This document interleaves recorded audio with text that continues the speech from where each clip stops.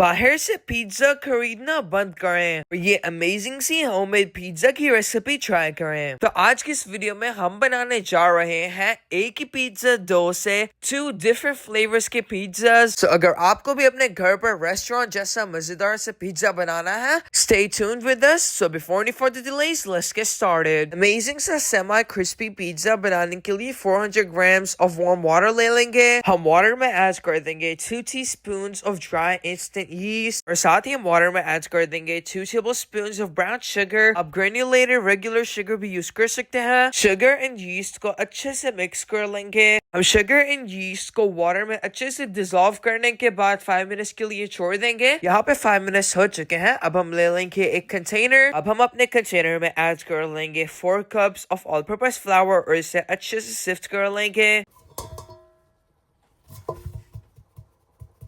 अगर आपने ये रेसिपी अपने किड्स के लिए लंच में बनानी है तो मॉम्स जब बच्चों को स्कूल भेजें तो तब ये रेसिपी बनाना स्टार्ट करें ताकि लंच तक ये रेडी हो जाए। बिकॉज इसकी डो को हमें कुछ लॉन्ग टाइम के लिए रेस्ट देनी होती है। हम अपने फ्लावर में शुगर एंड यीस्ट वाला मिक्सचर ऐड करते जाएंगे और मिक्स करते जाएंगे और इसमें हमने additional 2 tablespoons of water more add किया था और इसकी डो हम अच्छे से नीड कर लेंगे और साथ ही हमें इसमें ऐड करना है सॉल्ट about ½ tablespoon। ऊपर से 2 tablespoons of cooking oil add कर लेंगे।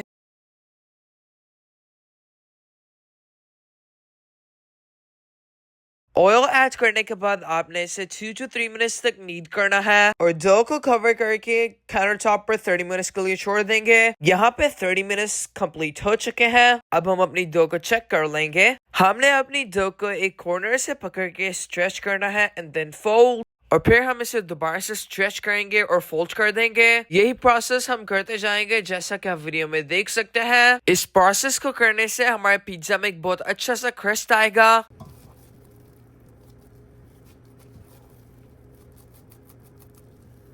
यहाँ पे हमने अपनी डो दोबारा से कवर कर ली है। अब हम इस पे 1 to 2 tablespoons of oil spray कर देंगे और कवर करके हम इसे काउंटर टॉप पर छोड़ देंगे फॉर 20 मिनट्स। यहाँ पे दोबारा से हमारे 20 मिनट्स कंप्लीट हो चुके हैं। ऑयल को हैंड्स पे स्प्रे कर लेंगे। डो के ऊपर हम ½ tablespoon ऑफ ऑयल स्प्रे कर लेंगे।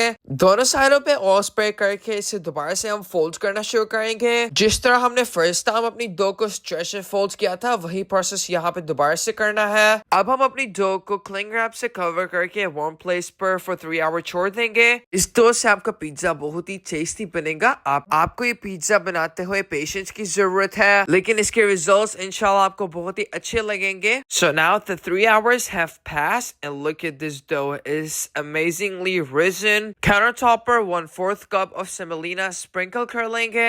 यहाँ पे हमने अपनी डो को 2 parts में डिवाइड कर लिया है। अब हम इसे एक वर्टिकल शेप दे लेंगे। इस तरह की रेसिपी से पिज्जा बड़े बड़े रेस्टोरेंट्स में बनता है और अगर आपने इससे पहले कोई पिज्जा खाया है इस तरह का तो कमेंट बिलो। हमने अपने पिज्जा डो को पिज्जा पैन पर सेट कर लिया है। सबसे पहले हम इसे 5 मिनट्स के लिए बेक कर लेंगे। साथ ही हम अपने दूसरे पिज्जा को शेप दे लेंगे। अगर आपको आज की वीडियो अच्छी लग रही है तो एक अच्छा सा कमेंट कर दें। इस पिज्जा को भी हम 5 मिनट्स के लिए बेक कर लेंगे। ओवन हमने प्री हीट कर लिया था 450 फ़ारेनहाइट पर। यहाँ पे हमने एक ब्रेड टोमेटो की टोमेटो प्यूरी बना ली थी। यहाँ पे हम कोई भी पिज्जा सॉस नहीं यूज करेंगे और अब हम इसमें ऐड कर देंगे ½ tablespoon of brown sugar, 1 teaspoon of salt and mixed herbs और it's up to you, y'all can use oregano। Mix कर लेंगे और हम इसे as a pizza sauce use करने वाले हैं। यूएस एंड इटली के कुछ रेस्टोरेंट्स में ये प्यूरी ही यूज की जाती है instead of pizza sauce. Tomato puree हम अपने पिज्जा पे अप्लाई कर लेंगे। ऊपर हम 1 cup of mozzarella चीज ऐड कर देंगे। मिक्स्ड हर्ब्स स्प्रिंकल कर लेंगे। 10 to 12 मिनट्स तक हम अपने पिज्जा को बेक कर लेंगे और यहाँ पे हम अपने दूसरे पिज्जा को रेडी करेंगे।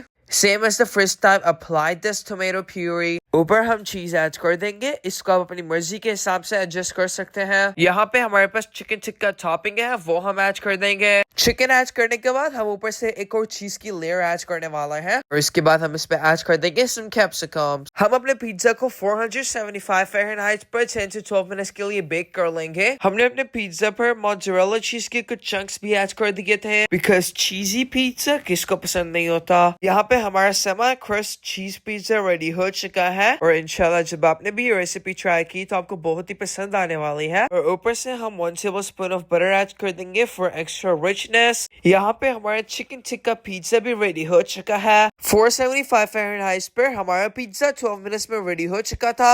यहाँ पे हमारा पिज्जा रेडी है। हमने बहुत ही इंजॉय किया। आपने भी इस अमेजिंग सी रेसिपी को जरूर ट्राई करना। मिलते हैं आपसे एक नई वीडियो में, तब तक के लिए अल्लाह हाफिज।